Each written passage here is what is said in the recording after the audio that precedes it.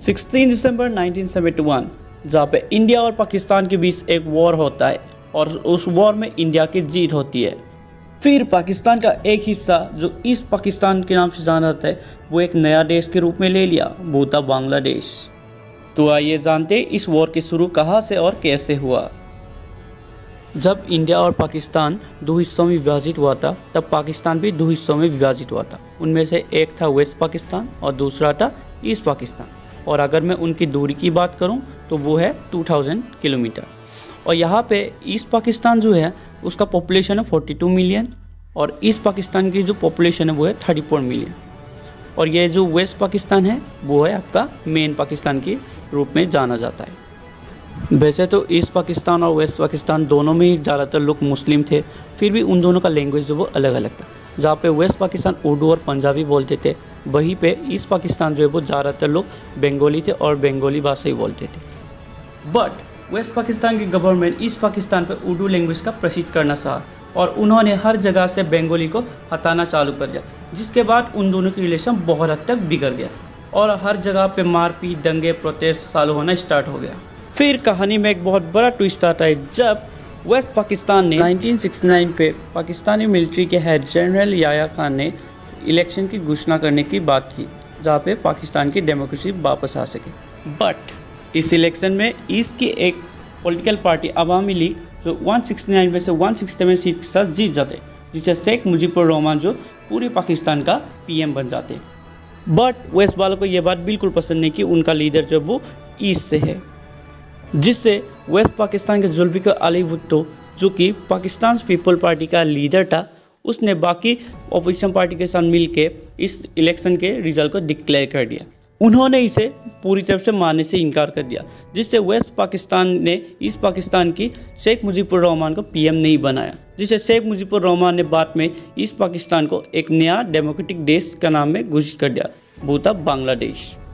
लेकिन शेख मुजीबुर रहमान की इस डिसीजन से वेस्ट वाले बहुत गुस्से में था और प्रेसिडेंट याह्या खान को भी समझ में आ गया था कि जल्दी कुछ नहीं किया तो ईस्ट पाकिस्तान पूरी तरफ से एक अलग देश में कन्वर्ट हो जाएगा, जिसके कारण मार्च 1971 को एक स्पेशल मिलिट्री ऑपरेशन कंडक्ट कर दिया और वो मिशन है ऑपरेशन सर्चलाइट। और ये मिशन 21 मार्च 1971 को ऑफिशियली स्टार्ट हो गया और फिर अगले दिन शेख मुजीबुर रहमान को ईस्ट में अरेस्ट करके वेस्ट पाकिस्तान ले जाया गया। जबकि शेख मुजीबुर रहमान ने पहले ईस्ट पाकिस्तान को एक अलग देश घोषित कर दिया था, जिस वजह से वेस्ट पाकिस्तान की आर्मियों ने ईस्ट पाकिस्तान में घुस के पूरी तरफ से मारना चालू कर दिया। आप लोग यकीन नहीं करोगे, 3 मिलियन से भी ज़्यादा लोगों को कत्लेआम मार दिया गया और 2 लाख महिलाओं की रेप किया गया। पाकिस्तानी आर्मियों से लड़ने के लिए ईस्ट में एक सेना बनाने लगी और इस सेना का नाम था मुक्ति वाहिनी। ये मुक्ति वाहिनी सेना भी पाकिस्तानी आर्मी के सामने ज़्यादा देर टिक नहीं पाया, लेकिन इस दौरान अवामी लीग के कई इंपॉर्टेंट लीडर्स बॉर्डर क्रॉस करके इंडिया में एंट्री लिया। उन्होंने भारत की प्रधानमंत्री इंदिरा गांधी से मदद मांगी और अप्रैल 1971 को इंदिरा गांधी आर्मी के चीफ सैम मानेकशॉ को पाकिस्तान पे इमीडिएट अटैक करने कहता है, लेकिन सैम मानेकशॉ इमीडिएट अटैक करने से साफ इनकार कर देते हैं।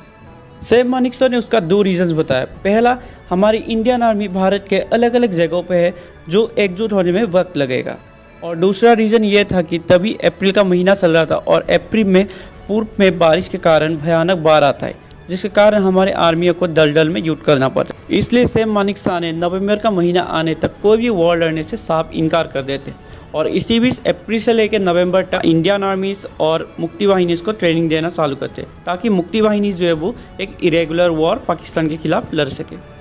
और इसी बीच अगस्त 1971 को इंडिया को एक बहुत बड़ी डिप्लोमेटिक जीत होती है, जहाँ पे इंडिया और रशिया के बीच एक ट्रीटी साइन होता है, जिसके मुताबिक दोनों ही देश पे अगर किसी पे भी हमला होता है तो दोनों ही एक दूसरे की मदद करेंगे। और इसी बीच नवंबर का महीना आ चुका था। इंडिया को पता था कि वॉर स्टार्ट होते ही पाकिस्तान पश्चिमी साइड से अटैक करना चालू करेगा ताकि इंडिया को दोनों साइड से लड़ना पड़े। इसलिए इंडिया ने पाकिस्तान के खिलाफ एक रणनीति अपनाई। इंडिया ने पूर्व में ऑफेंसिव यानी कि बहुत ही भयानक हमलावर और पश्चिम में डिफेंसिव यानी कि थोड़ा कम हमलावर।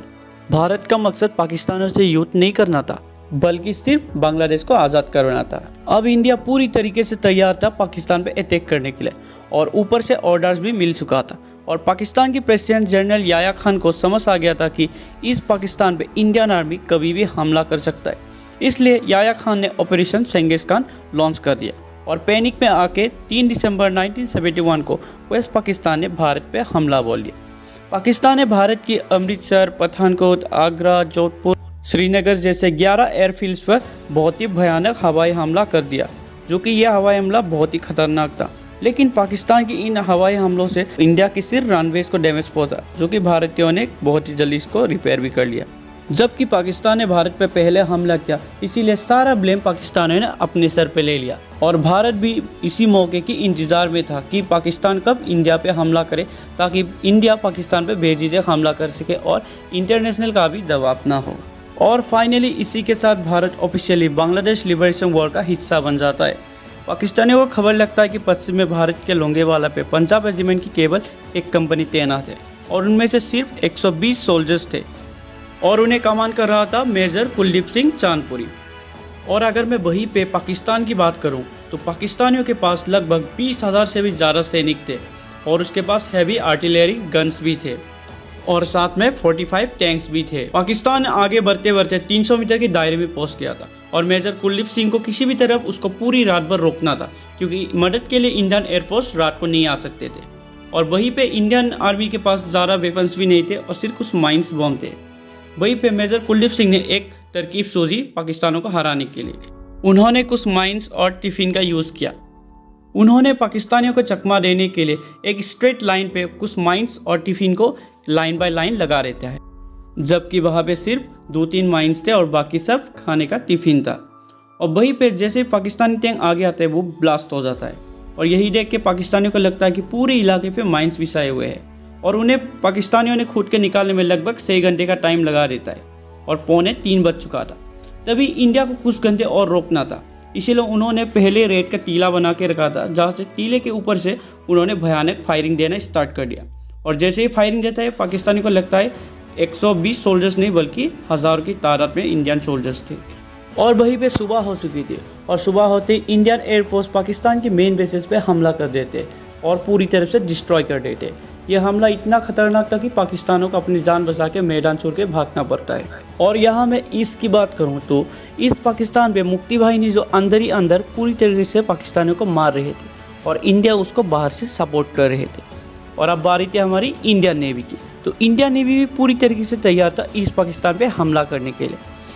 तभी भारत के पास था सबसे ताकतवर जहाज़ INS विक्रांत, जो कि अपनी फाइटर जेट के साथ चिट्टागोंग को पूरी तरीके से तबाह कर देते हैं।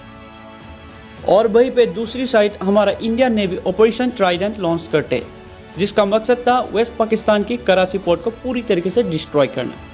और इंडियन नेवी धीरे धीरे आगे बढ़ते रहते हैं कराची पोर्ट की तरफ और जैसे कराची पोर्ट पहुंचता है वो पास में आके कराची पोर्ट पे हमला करना चालू करते हैं और कराची पोर्ट को पूरी तरीके से डिस्ट्रॉय कर देते हैं। और साथ में कराची पोर्ट के पास जितने भी पाकिस्तानी जहाज़ खड़ा था उन सबको भी अपने निशाने में ले लेते हैं और पूरी तरीके से डिस्ट्रॉय कर देता है, जिससे पाकिस्तानों को एक बहुत बड़ा सदमा लगता है। उस समय में INS विक्रांत जो है भारत का सबसे ताकतवर जहाज़ था और इसके बिना जंग जीतना मुश्किल था। इसीलिए पाकिस्तान ने उसे मारने के लिए PNS गाजी को भेजा, जो कि एक सबमरीन था। PNS गाजी को पाकिस्तानियों ने वेस्ट से लेकर बंगाल की खाड़ी में उतार दिया, लेकिन वो भी इंडिया के INS राजपूत के सामने नहीं टिक पाता है। फिर USA पाकिस्तान के समर्थन में अपनी 7 फ्लीट जहाज़ को बे ऑफ बंगाल की तरफ भेज देता है। US का ये 7 फ्लीट जहाज़ दुनिया का सबसे बड़ा एयरक्राफ्ट कैरियर होता है और जाहिर था कि भारत की नेवल पावर से कई गुना पावरफुल होता है और उसके सामने INS विक्रांत भी कुछ भी नहीं था, जिसके कारण पाकिस्तान को ये वॉर अपने हाथ में आते दिखाई देते हैं। पाकिस्तान को लगता है कि USA की समर्थन से उसकी जीत पक्की हो चुकी है, क्योंकि UK भी पाकिस्तान के समर्थन में HMS ईगल को अरेबियन सी में उतार देते हैं। उनका मकसद था इंडियन शिप्स को एक पिंचर अटैक में फंसाना और भारत उस पिंचर अटैक को काउंटर करने के लिए सोवियत को SOS भेजता है और इंडो सोवियत ट्रीटी को एक्टिवेट करने कहता है, जिसके मुताबिक भारत पे अगर कोई भी बाहरी हमला होता है तो सोवियत यूनियन भारत की मदद करेगा। और जल्द ही भारत की मदद के लिए सोवियत यूनियन ने US और UK को काउंटर करने के लिए अरेबियन सी में अपनी 10 ऑपरेटिव बैटल ग्रुप्स को भेज देता है और इनमें बहुत सारे न्यूक्लियर बॉम्ब्स, एटॉमिक सबमरीन्स और मिसाइल भरपूर था। ब्रिटिश और अमेरिका की नेवल शिप्स को काउंटर करने के लिए सोवियत यूनियन उसे अपनी टारगेट रेंज में ले आते हैं इससे पहले ब्रिटिश और American ships Bay of Bengal में एंटर कर पाए, उससे पहले सोवियत यूनियन जो अपनी मौजूदगी का एहसास दिलाते हैं। रशिया के होने की खबर से यूके और यूएस दोनों ही अपनी शिप्स वापस बुला लेते हैं। और इसी के साथ भारत सोवियत के साथ मिलते ही इंडियन एयरफोर्स, इंडियन नेवी और इंडियन आर्मी के साथ एक साथ मिलकर पाकिस्तान को घुटनों पे ले आते हैं। और वही ईस्ट में मुक्ति वाहिनी पाकिस्तानी आर्मियों की जान की दुश्मन बन जाते हैं। पाकिस्तानी आर्मियों को 12 दिसंबर आते आते इंडिया पाकिस्तान वॉर में हार की सामना करना पड़ता है और पाकिस्तानियों के पास भागने का कोई चारा नहीं होता है। और फाइनली 16 दिसंबर 1971 को पाकिस्तानी आर्मियों के करीबन 93,000 सोल्जर्स इंडियन आर्मी के सामने सर झुका देते हैं और अपनी सारा गन्स ड्रॉप करके इंडियन आर्मी के सामने सरेंडर कर देते हैं। वर्ल्ड वॉर 2 के बाद ये दुनिया का सबसे बड़ा सरेंडर होता है, जहाँ पे 1 लाख से भी ज़्यादा पाकिस्तानी आर्मी इंडियन आर्मी के सामने सर झुकाए खड़े रहते हैं। पाकिस्तान के लेफ्टिनेंट जनरल AK नियाजी बिना किसी रेजिस्टेंस के इंस्ट्रूमेंट्स ऑफ सरेंडर पे साइन कर देते हैं। उसके चेहरे पे लासारी और शर्म साफ झलक रहे थे और इस पूरे घटना के दौरान वो अपनी चेहरा शर्म से झुका लेते हैं। जहां भारत जीत का जश्न मना रहे थे, वहीं पे बांग्लादेश अपनी आज़ादी का जश्न मना रहे थे और शेख मुजीबुर रहमान को भी रिहा कर दिया जाता है और शेख मुजीबुर रहमान आज़ाद बांग्लादेश का पहला PM बनता है। लेकिन इसी के साथ 1972 में इंडिया और पाकिस्तान के बीच शिमला एग्रीमेंट साइन होता है, जहाँ पे पाकिस्तान बांग्लादेश को एक देश मान लेता है और उसके बदले में पाकिस्तान की ज़मीन भारत उसको वापस कर देते हैं और साथ में 93,000 सोल्जर्स को भी रिहा कर दिया जाता है। फिर 1974 में यूनाइटेड नेशंस भी बांग्लादेश को एक देश मान लिया जाता है। इसी के साथ 1971 का ये इंडिया पाकिस्तान वॉर खत्म होता है। आई होप आपको वीडियो पसंद आया होगा, तो फिर सब्सक्राइब।